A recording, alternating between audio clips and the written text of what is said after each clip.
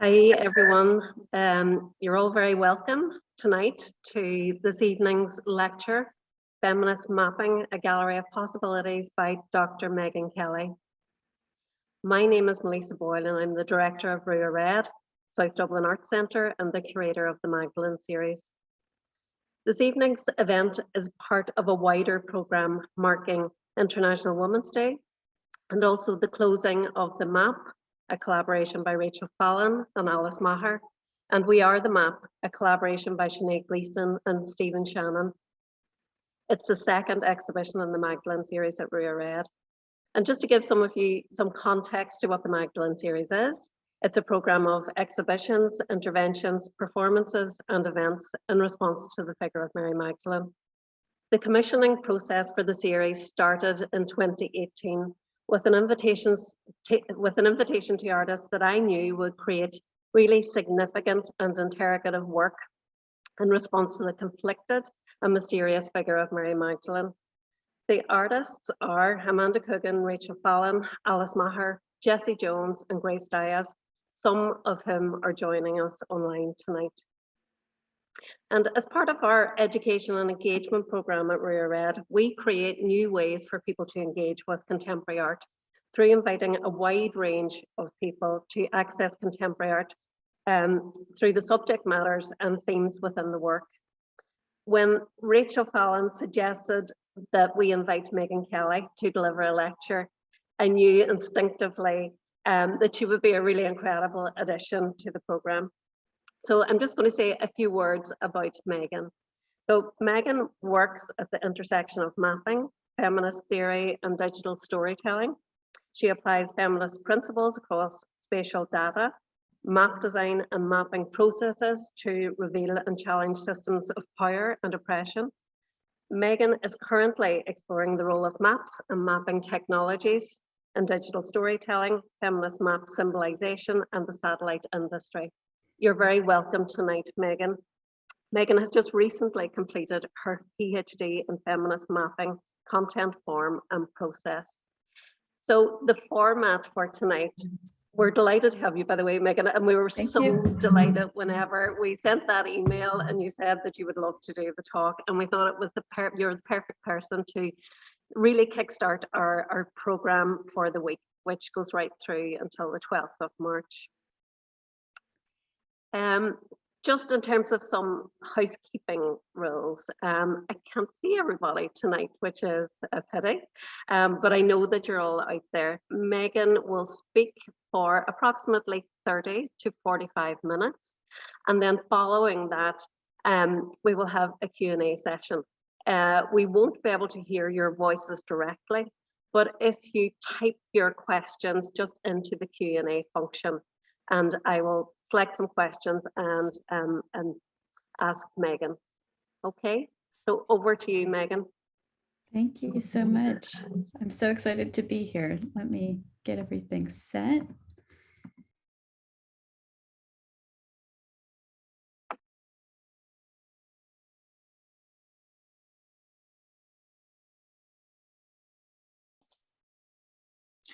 Yeah, they look good, but you're muted, Meghan.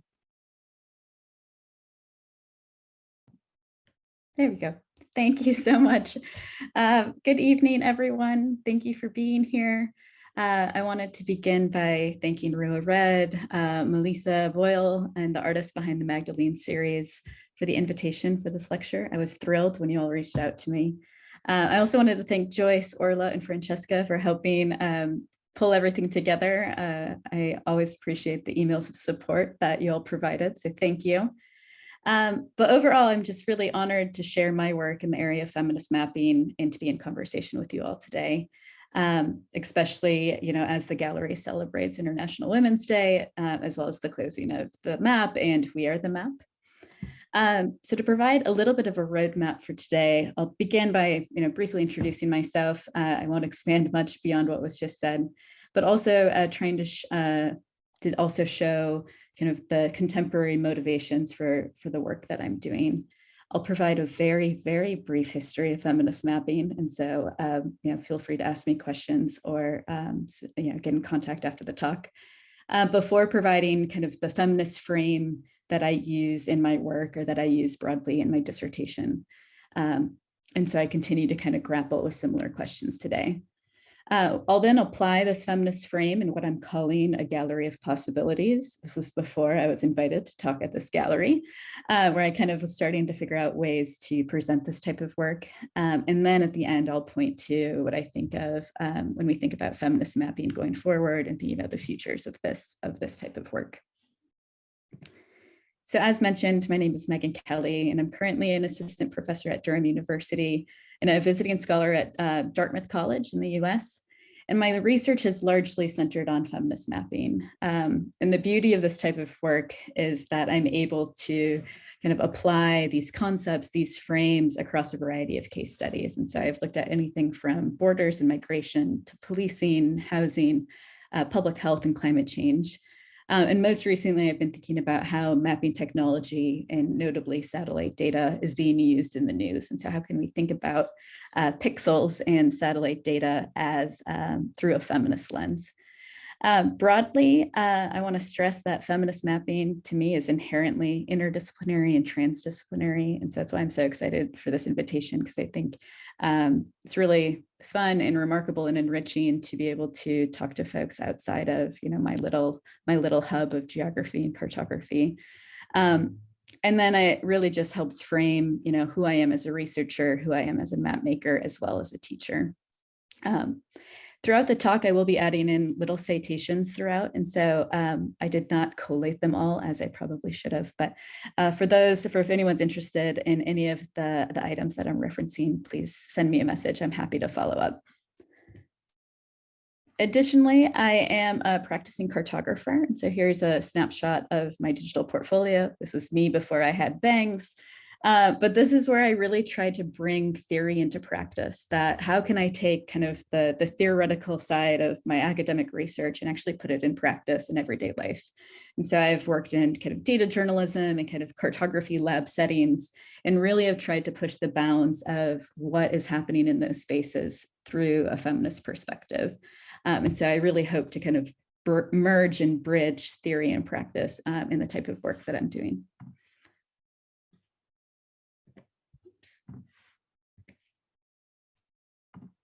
There we go. Before I fully jump in, I also want to press pause and also acknowledge the current moment. As I can imagine for everyone, it's been a particularly heavy time, heavy few years. And so feminist mapping to me really can't be separated from what's going on today. And so for me, data, maps, mapping technology, they're being used at unprecedented levels, and they're increasingly relevant to critical challenges of our time. And so these conversations can range from climate change and wildfires to flooding, to COVID-19, land occupation, the rise of racial injustice. This map in particular highlights these challenges in a US context, which is kind of my typical context. I've only recently moved to England, but many of these conversations and many of these themes in this visualization here are relevant internationally in our and can be applied, outside of the US context. And so what I want to argue and kind of leave you with today is that a feminist approach to data and mapping are truly essential to how we address these issues going forward. And so that brings me to just the motivating question behind much of my work, which is, how can a feminist approach to geospatial data, map design, and mapping processes address critical challenges of our time? So how can we harness and utilize and think through feminist mapping as a way to transform kind of the possibilities in our future? I should also note, I do see a couple comments in the chat. Let me just, okay. I'm very bad at multitasking, so I just wanted to make sure I wasn't missing anything critical. And so that brings me to kind of what is feminist mapping. As you can imagine, defining feminist mapping is a difficult task. In a lot of ways, a definition is really antithetical to feminist praxis. And so any attempt would always be incomplete, always be partial, and would always be situated in a certain time and place. Additionally, feminist mapping is by no means new. I am not, kind of the first cartographer, quote unquote, to be thinking about this. And so as I was attempting to kind of define and understand feminist mapping, I really wanted to make sure that how I'm conceptualizing this is not a universal or concrete definition, but instead provides a starting point. For me, it was, how do I get my students to engage in this type of work? How do I get them started? How do I get them thinking about these questions? And so I really kind of think of a feminist mapping definition as truly malleable, but also as a place to generate conversation and kind of be that impetus to bring people to a table. So we can define feminist mapping in this one way, which could be a collective endeavor grounded in bodies and situated practice that continuously grapples with systems of power and oppression in spatial data, map design, and mapping workflows. And so similar to kind of my background, to me, feminist mapping is an active practice that brings theory and practice together. And so how can we toy with these two sides of the same coin simultaneously? Within the broader academic field of cartography, feminist mapping is often literally untraceable. And so in this screenshot here is a snapshot of Google Trends with the search term feminist mapping. And essentially, there's not enough data behind Google to tell us or to actually show how feminist mapping has been used over time. We could substitute cartography and we could see, ebbs and flows of how cartography is used or searched in online environments. And so in addition to the internet, feminist mapping, it's missing from our classrooms, our textbooks, our journals, our conferences, our conversations. And it's kind of my hope that we can then start bringing this into contemporary cartography, the discipline, but also kind of cartographic fields as well. And so even within cartography or critical GIS or critical mapping areas that are kind of baked within that field, feminist mapping tends to be erased, pushed to the side, marginalized, or niche within these broader conversations. And at times has also been appropriated into these other conversations. And so this project in general, and I think the contemporary conversation around feminist mapping are really try to reclaim some of the space that where feminist ideas, feminist interventions have been appropriated elsewhere. Recent work in data feminism, design justice, feminist digital geographies, the gallery exhibit at Rua Red, have all sparked kind of renewed energy and motivation for feminist mapping. And so the texts on this slide here really just kind of show the true interdisciplinary, transdisciplinary nature of feminist mapping. And some of these texts have really informed, how I'm thinking about cartography and geography in general. And so these are all generally from the last few years in the academic side of visualization, data science, as well as design. So in my dissertation work, I was heavily inspired by the work of Catherine D'Ignazio and Lauren Klein on data feminism. And in their book, or in their work, they've introduced 7 feminist concepts that they've tried to use as those starting points. Like, how do you introduce feminist concepts to individuals or data scientists that have never thought about uncertainty through a feminist lens and things like that. And so what I loved is that this is a really approachable way to understand feminist ideas. It could be considered simplified and we could always make things more and more complex, but I appreciated the approachability of their work that we could use with students or individuals that are new to data science or new to visualization or new to mapping. But we can also be introducing these concepts to professionals with years and years of experience. And so in my own work, I tried to adapt their framework to a mapping context to understand, okay, what changes when we add space to visualization, when we add geography? Do these same questions, do these same principles hold up? And so given just the constraints of time, I'll only be focusing on 2 of these principles today, but I'm more than happy to field any questions related to the other principles that D'Ignazio and Klein outlined in their work. Beyond the feminist principles, I was also trying to find the sites of intervention. So like, at what point do you start asking these questions? Like, what are those, what I call sites for feminist intervention?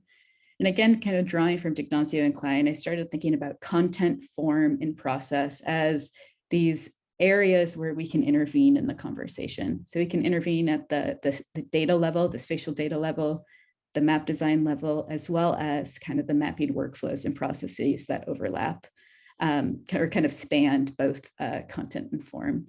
And so for me, it's really easy to like create a typology where you have these three different intervention points, but in a lot of ways, as you'll see, these are really kind of the boundaries between these three areas are blurred.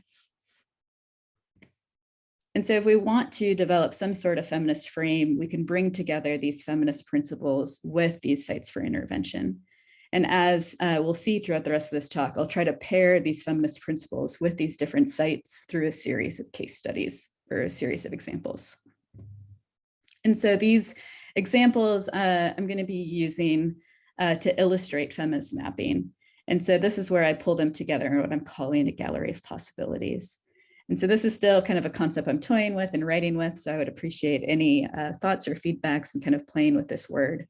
But it's the idea of trying to pull together these tools of feminist praxis together at these different intervention points. And so it's meant to provide examples of feminist mapping and make them visible where they've often been erased or kind of made invisible, as well as demonstrate kind of the expanse of feminist mapping examples. And so how can we emphasize kind of the multiple and pluralistic approaches that recognize kind of the nuance and the complexity and the breadth of feminist informed cartographic vocabulary?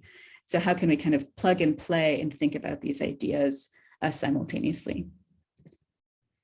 And so I begin by thinking about power across content, form, and process.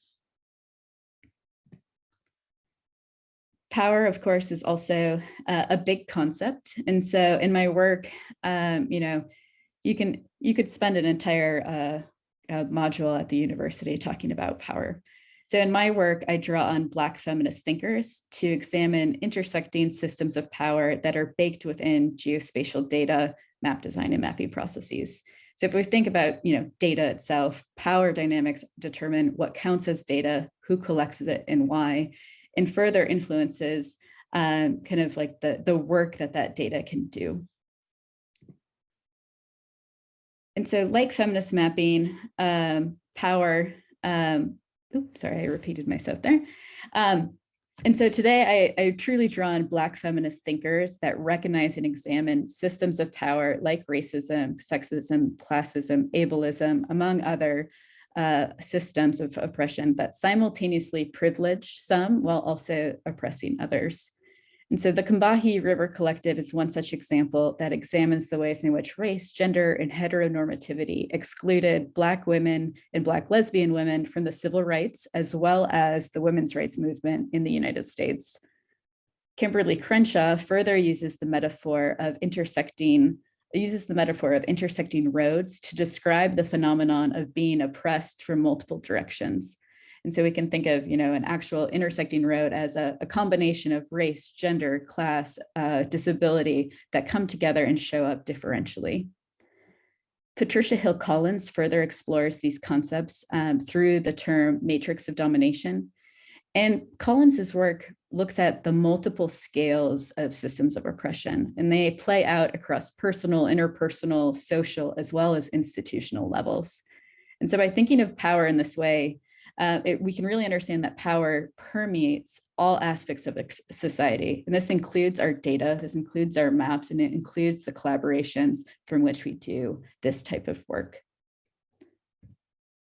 And so one example that examines power within spatial data is the work of the Sovereign Bodies Institute. And so Sovereign Bodies has collectively collated a database of missing and murdered Indigenous women, girls, and Two-Spirit people from 1900 to present in North America. Unsurprisingly, the lack of data collection or these quote unquote missing data poignantly illustrates the workings of power structures, particularly the systems of racism, white supremacy, and colonialism, as well as patriarchy that determine who and what types of data matter. And so in Sovereign Bodies, we can ask, who is doing the data collection for this organization? The database is collected in partnership with Indigenous women's collectives and organizations that are Indigenous to the lands that they actually occupy.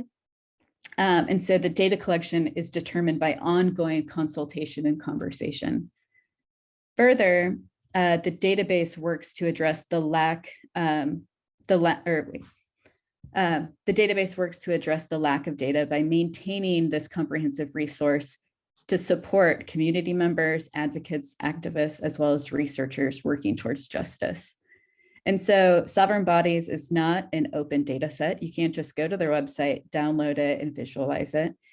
But they are able to collect as well as control the narrative of these data sets and of the stories within them by having creative control and having they can better assert and kind of subvert the power structures that made this data invisible in the first place. And so by collecting it themselves, they can also constrain the constraints here.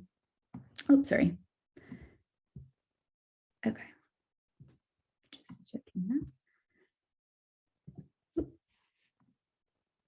Okay, so we can also think about power in the ways it shows up in visualizations, maps, as well in its form. And so we can think about the visualization of policing. And so power, beyond the data practices, power permeates through the design of maps and what is made visible, invisible, or perhaps hyper-visible in the selection process. So the selection of data, but also how that data is generalized and aggregated in different ways, as well as then what visual variables they're using to accentuate certain trends or patterns.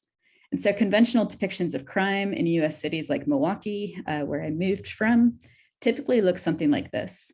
You see kind of these little icon bodies that look like they're running away from some sort of crime or some sort of event.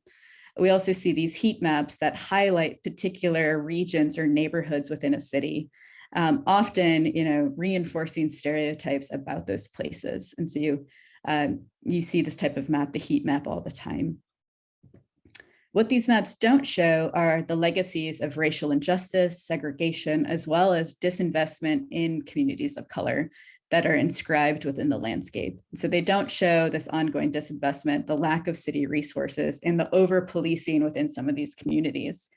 And so in the maps on this page here, we have two historic maps, one showing redlining, which determined quote unquote risky areas that did not receive housing loans, as well as areas of urban renewal, which then continue to become inscribed in the landscape by creating these very stark racialized differences and kind of segregated landscapes here. And so for data feminists, they commit to challenging these unequal power structures and working towards justice. Million Dollar Hoods is one project that examines these power structures in data, but also in their mapping practices. And so Million Dollar Hoods is a Los Angeles-based mapping project that exposes the power and impacts of mass incarceration on Black, Latinx, Indigenous, and other marginalized communities. The organization identified neighborhoods from which the city and state invest over $1 million to incarcerate its citizens, money that could otherwise be used and could be invested into the local community. And so the organization disrupts power through community-led research by centering the voices of those most directly impacted by policing. And so they're able to collect data. They FOIA'd this from the city and state governments, and then they were able to analyze and then share back with their communities what's happening at these levels. To think about power and process, we can turn to another kind of mapping project. In this case, this was a project I was involved on, which was a design challenge that took place in 2018, as well as, 2018 and 2019. And so this was a collaborative event where we brought students in geography from the University of Wisconsin-Madison into conversation with local community partners that were thinking about the cartographies of incarceration locally in Madison as well as in Milwaukee. And the goal of these design challenges was really to ask participants, ask the community members to work together and utilize feminist principles to create alternative visualizations. And so these maps may look quite a bit different than some of those other visualizations that we saw like the heat map and the maps of crime.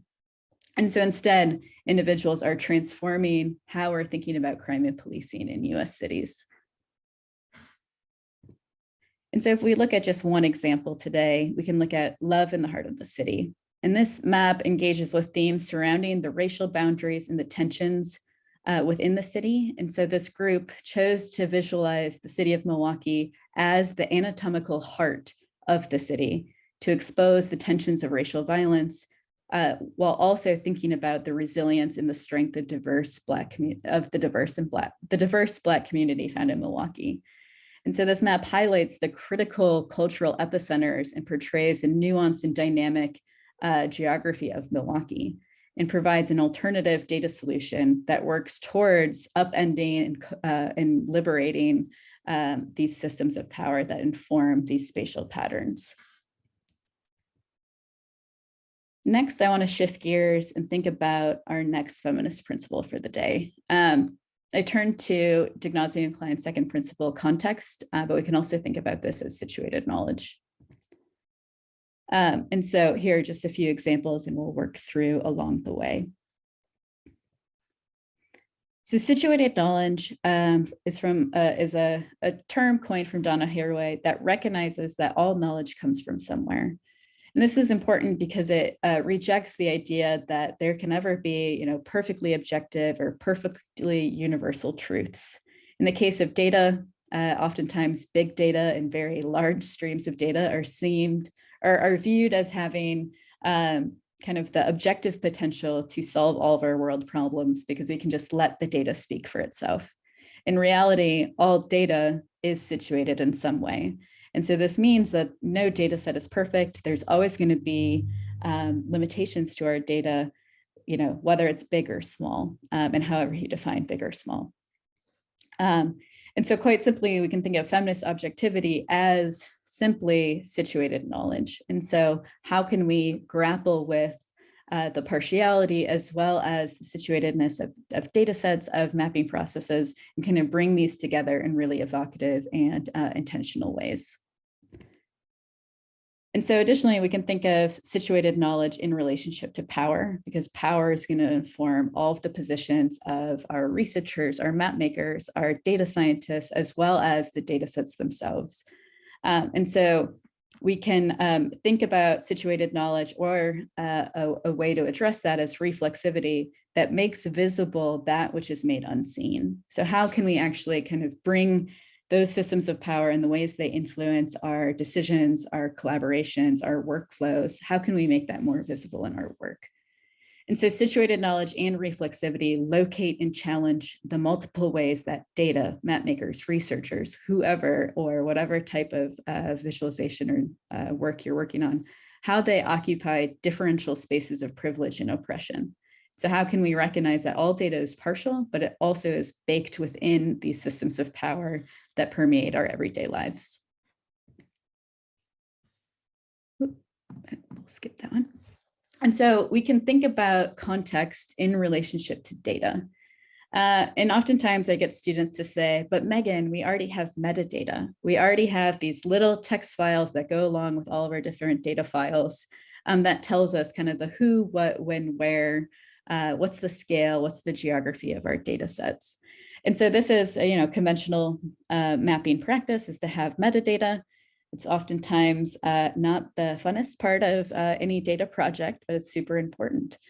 Additionally, it's important to note that not all data comes with metadata. And so oftentimes you may be downloading data that doesn't have this really important context about who collected it, how did they collect it, but also what power structures inform the ways in which they collected that data. And so we can think about what might feminist metadata actually look like. How can we take context into account when we're thinking about our data? And so one group is the Civic project, which created a data library for context. And so essentially their goal was, how can we actually create feminist metadata that we can then scale up and apply to different types of data? So I worked on this project kind of in a collaborative group with other map makers, data specialists, librarians, artists, folks in tech. We all came together to start thinking about what feminist metadata might look like. And so in their schema, or kind of the constructed data or metadata that they created, of course, there's, a data set name as well as a simple description. But you then start to think about, okay, how can we think about the ethics and governance within this data? How can we think about the social context or social justice context or the historical context of these data sets and what that might mean going forward? How can we think about data details, maintenance, how it's been cleaned up, quote unquote? How can we look at the lineage and how these data have been, passed from person to person in these different ways? How can we think about privacy issues and the like? Oops. And so the other important piece of feminist metadata to our group was that metadata is not static. It's not just a simple text file that goes with your data and never gets updated, never gets readdressed, never gets critically analyzed. We were envisioning feminist metadata as this organic and dynamic data set or metadata that would then be updated and kind of updated along the way as individuals collect the data, but also as people analyze that data, as they use that data for different purposes. And so you can bake that context into that metadata over time to slowly build kind of a larger pluralistic approach to what are the possibilities within that data set. We can also think about context and form and the shape of the map. And so this is a map that corresponds with an article by Margaret Pierce, who was my advisor at the University of Kansas during my master's work. And this map is about probably 6 feet in length. It's and you walk along it and you read it. And so in this map, Margaret follows a fur trader's journey through diary entries. So she was tracking individual diary entries throughout this journey. And so for each day, Pierce created a day frame. So those are the little boxes that you see on along the route. And each frame then also has a color palette that she calls an experiential color palette. And so she tried to take the text from the diary into account when coloring and creating the color palette for each day frame. And so if we look a little bit closer, we can see kind of the vibrant greens that then turn into a gray day. And the text underneath mentions that they had a rough, turbulent rapid, but they also saw a gravesite along the way. And so you can see the day and the mood of the day in that individual fur trader's experience shift throughout this journey. And so that provides kind of the context and the situatedness for this individual fur trader. Additionally, what I find really important about Margaret Pierce's work is that she also locates herself within this visualization. And so for the fur trader, anything directly quoted from the fur trader's journey is depicted in a sans serif red typeface. And the red reflects, I believe, the fur trader's hat. But then she uses a different typeface, a serif typeface in this brown tone to then say when she as the cartographer is talking. And so I think in a lot of ways, the cartographer needs to make them a feminist approach to mapping would ask the cartographer to not just be this omnipotent cartographer behind the scenes that leaves no trace behind, but is actually made visible through, in this case, typeface differences to better understand how we can see what types of decisions the cartographer is making within this visualization. Finally, we'll turn to context in relationship to process. And this is one chapter of my dissertation work where I examined map icons in relationship to feminist principles like context. And so I found that map icons are particularly useful for understanding or kind of approaching feminist mapping. The first time I taught feminist mapping in class, I just asked my students to make a feminist map, and people sat there for an hour. Like they didn't know where to start or how to approach, what types of data to use, what types of questions should I be using as well. And so I found that icons being these really small, tiny map features to be really important ways to introduce really easily feminist principles. And so, as I mentioned, map icons are tiny. They're 11 by 11 or 15 by 15 pixels in size. And they're typically at the lower end of the visual hierarchy, especially in common interactive maps like Google Maps, Apple Maps, if you're using Uber or Lyft or things like that. And so they fall into the background. And because they're frequent, they're reoccurring, they're really small, we see lots of them, but we may not actually know they're there. And so I found that these almost mundane, tiny icons provided an entry point that students could then start grappling with this kind of in a low stakes environment. And so what I asked my students, but then I expanded this to different types of feminist mapping workshops, I asked them to take the feminist principles from d'Ignazio and Klein and start applying them to these icons through sketches. And so they didn't have to use a computer. They just had to they didn't need mapping software. They just needed pen and paper and whatever tools they wanted. And so participants would take an icon like police, and they would iteratively shuffle through these principles to come up with alternative design solutions. And so if we look at one example, this person redesigned that police icon. And the icon that I highlighted shows multiple police officers, multiple police bodies instead of just one. And so what I found really interesting about this is this points to the larger system, the carceral system that's ever so present in the United States, also internationally as well, but looks instead at localizing policing to an individual. It expands it to look at a broader system. So what does it mean if maybe the icon had 100 police officers instead? And so you can see through this person's notes as well as their sketches that they iteratively redesigned and provided different types of context for what was working and what wasn't working in their design.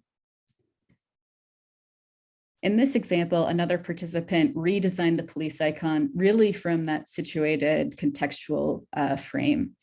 And so they designed two separate icons, one with the skull face, one with the shield, that determine the types of experiences you may have with the police depending on kind of your power position in everyday life.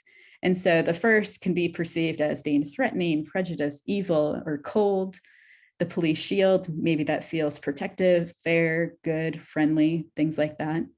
But what this does is expands the graphic vocabulary for map icons to show that context really does matter. When would we use one icon over the other? It essentially debunks the idea that we could ever have one single icon that fits all contexts. And so over these workshops, as well as kind of my class lectures, I've now collected thousands of little icon sketches that I've been able to kind of distill into small pieces. These are just some examples.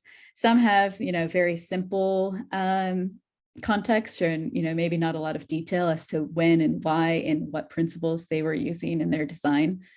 But this helps us get at those questions of, okay, how can we think about context in relationship to everyday map symbolization? And if we can rethink something as small as a map icon, what are the other possibilities here? And so this starts to get back to the idea of a gallery of possibilities. This was a feminist map icon workshop example. This was a virtual workshop from about a year ago where we used a Miro board to bring folks together. But this is somewhat what I think of when I think of a gallery of possibilities, where you're able to see multiple versions and multiple iterations or multiple entry points to be thinking about similar types of concepts. And so in about 2 hours, we were able to kind of have this kind of buzzing of people's cursors and mouses diving through this Miro board, creating and commenting and building context around these different icons. And so today I wanted to utilize this idea of the gallery of possibilities to illustrate some of the tools for feminist mapping. So we can think of those feminist principles, but we can also think about those sites of intervention. I only talked about context and power today, but you could start thinking about, okay, what does emotion and embodiment look like? And perhaps the Margaret Pierce example gets at just that as well. But how can we start kind of plugging and playing with these different tools that are available to us to start building a broader vocabulary for feminist mapping? And so by mixing and matching these tools, I really hope to kind of make feminist mapping practices more visible and highlight the variety and the breadth of work that's possible in this area. Perfect.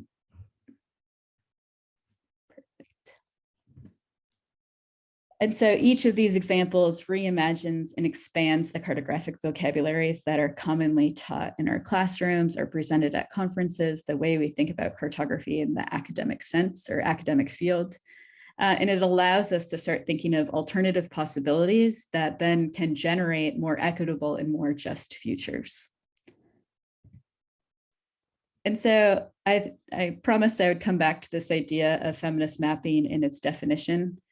And so I believe it was the day I submitted my dissertation for approval, I went on Twitter, as anyone does, and I saw that Selena Yang, who is a cartographer and a PhD student, who also runs an organization called GeoAI, she posed to Twitter in one word or one line, what is feminist mapping? What is feminist cartography for you?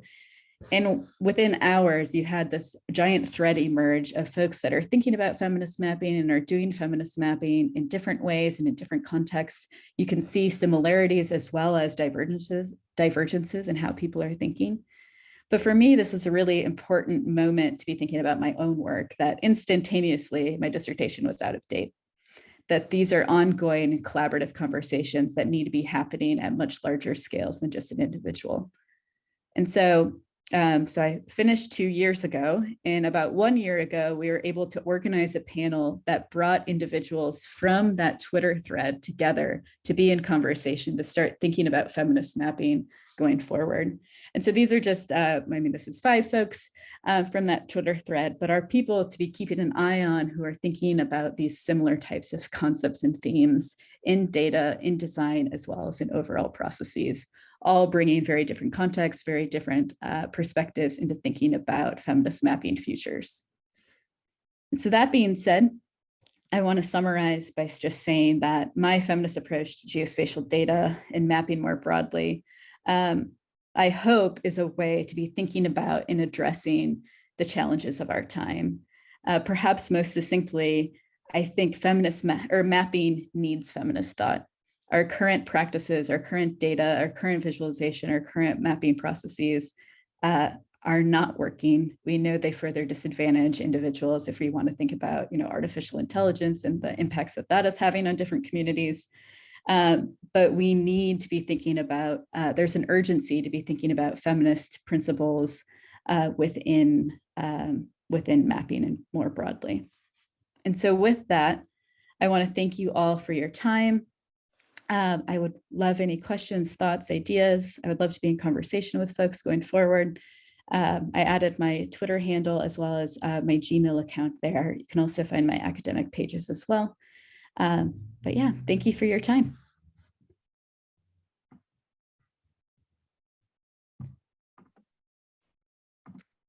Thank you so much, Megan.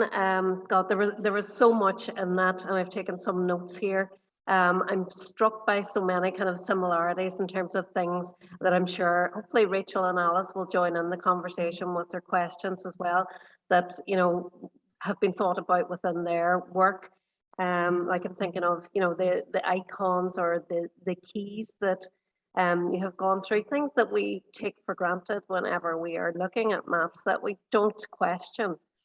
And I'm wondering, Megan, just in terms of the feedback that you got from both your students and some of the community groups, how do you envisage those ideas being taken forward in the future in terms of some kind of, reality that they do make effective change?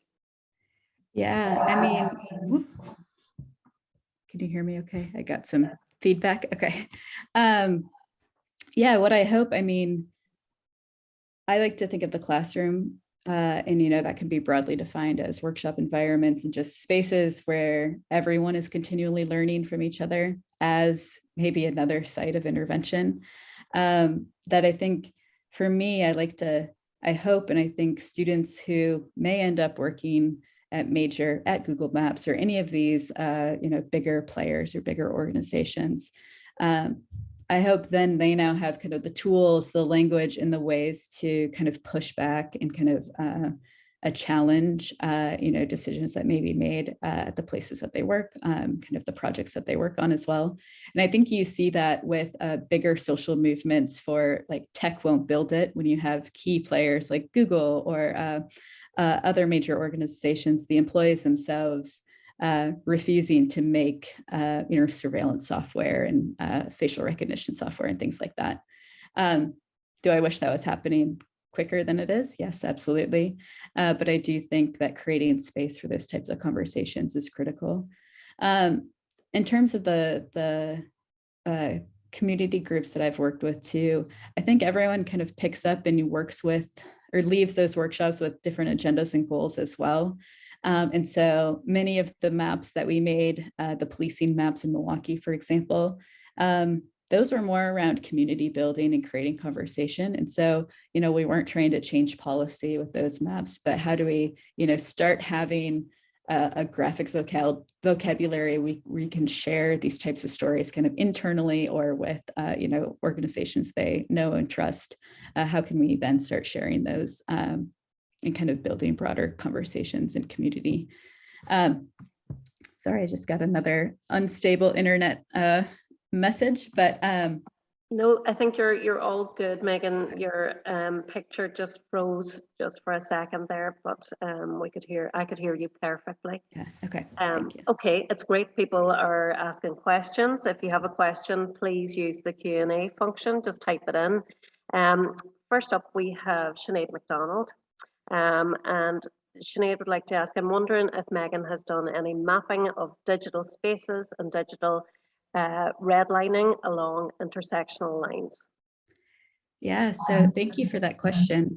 In the design challenge workshops that addressed policing in Milwaukee, one of the groups, which was my favorite kind of story from that design challenge, one of the groups was incredibly frustrated on where to start and how do we think about, redlining maps intersectionally and through these power structures.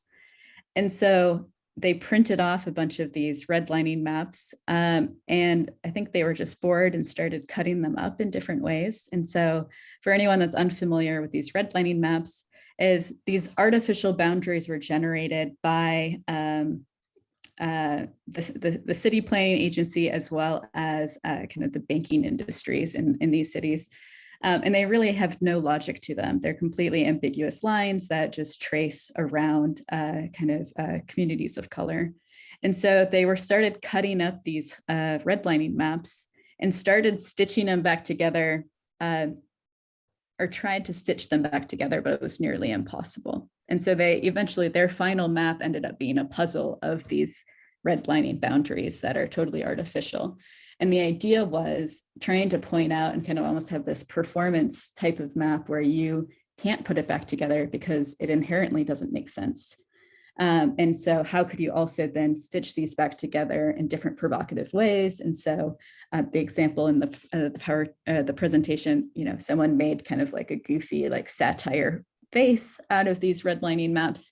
And what I thought was really innovative about that project is, it kind of just grew, like the process was in making and cutting and conversation, but it's now expanded more into the digital space. And so I know there's a group of students at the University of Wisconsin that is now taking those puzzle pieces of the redlining map and trying to kind of make a digital version of that, you can't put these puzzle pieces back together because the power structures that make that nearly impossible. And so, so I hope I maybe started to think about or answer that question, but I'm happy to, there's actually a paper called Transforming Justice that talks about that project a little bit more that I'm happy to find and add into the chat. Fantastic, that's great. Okay, I'm actually, because Rachel Fallon, one of the artists, has put in a question here, so I'm just going to go to Rachel, and Sinead has said thank you. So Rachel is asking, she says, comments, first of all, a really fascinating talk, Meghan. Thank you so much. Alice and I were really interested in the naming of places as an art of feminist reclamation and an opening into hidden histories. How do you see naming and other naming of spaces fitting within the feminist cartographical space, in particular in relation to Indigenous, Black and queer histories. In other words, how could we break patriarchal naming, owning systems? Yeah, thank you. Thank you, Rachel, for your question. And so there are two examples that come to mind. Selena Yang is one who posted that really kind of engaging Twitter thread that was, asking how do people define and think about feminist mapping. And Selena is part of a, I might try turning off my camera. Selena is part of an organization called GeoAI, which looks at OpenStreetMap data. And essentially OpenStreetMap data is crowdsourced globally. And essentially anybody can go in and add data points within their community. And the idea with these data sets are that, or with OpenStreetMap data is that, local communities know their communities best and they can add in these data, these places, these spaces. And there was analysis done by Monica Stevens that looked at the gendered aspects of those data. And essentially they were able to understand that, for a pub or bar, there was, 20 different categories. But for something like childcare, there was only one category of data. And so just in that space of kind of collecting these data sets and naming, identifying and naming these spaces, we can see, kind of drastic gendered, but also kind of racial dynamics happening. I think I'll pause quick just to make sure folks can still hear me. I can hear you perfectly, but I don't know whether, can you hear me, Megan? Yeah. Yeah, Okay, I think I have frozen. I have audio, but okay, I was worried that I was frozen too. My apologies. Unfortunately, the rest of my screen seems to have gone blank. I might. Well, we can hear you, Melissa, and we can see you, Megan. So you're both perfect. good. Okay. That's good. And so Selena Yang's work on OpenStreetMap data, I think, fits this mark of how do we look at gendered and racial differences and like just the types of data that are collected. The other example in thinking about Indigenous place names is more work done by Margaret Pierce. And one of her most recent visualizations is called Coming Home. Let me see if I can find the link quick. And essentially, Margaret was asked to make kind of a subversive alternative visualization of Canada. And what she did was using Indigenous place names throughout the visualization and kind of trying to, kind of recapture and recapture, I don't want to use that aggressive of language, reappropriate Indigenous place names in Canada itself. And the map itself is beautiful and essentially is the exact same dimensions as the national map of Canada, the same types of kind of authoritative visualization strategies that are used in like a national cartographic map, but then subverting it by having Indigenous place names throughout the map itself. So I highly recommend Margaret Pierce's work. She's an Indigenous cartographer that has really been thinking about Indigenous place names and their role within cartography. And I think there's an underrepresentation of Indigenous cartography as well as, kind of feminist mapping, there's overlap, but there are also variations in how people think about these concepts. But I like to think of myself as, hoping to be in conversation with folks doing that type of work, Margaret being one of them, Selena Yang as well. But I'm happy to find that example as well. One moment. Here we go. Let me add that in. I added that to Rachel's question. But Margaret has also has a few other map examples that would be worthwhile. And there's actually an interview between Catherine D'Ignazio and Margaret Pierce talking about the design decisions and the tensions of different First Nations in Canada having different words or different kind of restrictions in how they want their language being used. And so, you know, I think, yeah, definitely something to dig into. But thank you for that question. Happy to talk more. Thank you, Megan. Unfortunately, my screen is not showing me any of the questions here. That's okay. So I see one from Charlotte. I could read that one quick. I guess we maybe have a couple more minutes. Perfect. Does that sound okay? Yeah. So Charlotte asked, you mentioned the map of climate change at the start of the talk. Could you talk more about how feminist mapping might tie into and help solve ecological issues? And so this was a map that I made for the Washington Post. I did some freelance data journalism for them. And we were looking at sea level rise in Norfolk, Virginia. And one of the data sets that I was kind of asked to by the journalist that was doing the reporting to incorporate was kind of sea level rise projections for the city itself. And so, you know, kind of, you know, jumping in as the freelancer, I dove into that data set to kind of look at what that looked like.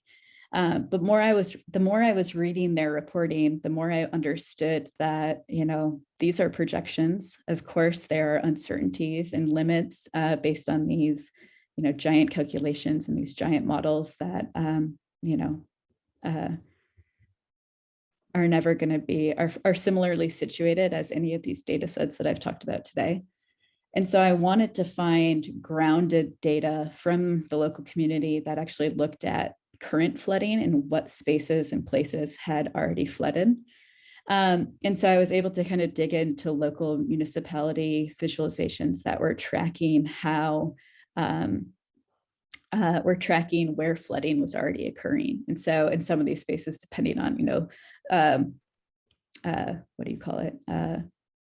The types of surfaces within the city, you may have different types of flooding already. And so I haven't thought about or kind of examined climate change and the climate crises through collaborative mapping activities. I would love to do more of that.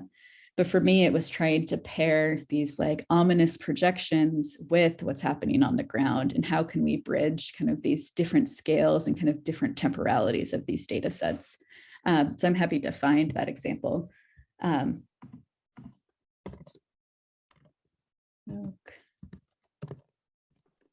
Thank you so much for your question.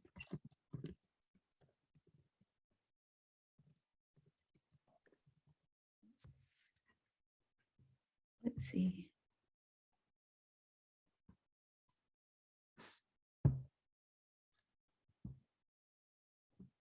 I think that might be it. And I think Melissa has dropped out. Yeah, I'll apologize, Megan. Melissa has in fact dropped out. So that's okay. She's not here. I assume, I imagine that she would probably want to say at this point, thank you. Thank you, Francesca, for jumping in. It was absolutely fascinating. And I'm not sure if there's any more questions there that have popped in, if anyone else would like to ask. I'm sure there's people coming in just saying thank you so much. That was brilliant from Rachel Adams and what a fantastic talk. And I'm sure that Melissa is desperately trying to get back in. And again, another comment on the fascinating talk. Oh, fantastic. Well, thank you so much, everyone, for your time. I know time is tight and time and then also screen time is not an exhaustive resource for folks. So I really appreciate folks showing up. And Joe, I'll also just flag that there is another event tomorrow evening as well that you'll find on the Rua Red website for anyone else who's interested. There's a whole series happening throughout the week, some online and in person. So just to check in with the Rua Red website to find them all in. Fantastic. And absolutely, everyone feel free to reach out if anything piqued your interest, or if you do want to think about what feminist visualizations of climate could look like, definitely reach out. I would love to think through other projects as well. Thank you so much, Megan, and thank you to the audience this evening, and apologies for any technical issues. Oh gosh, no worries at all. Thank you for your support throughout all of this. Bye, thank you, thanks.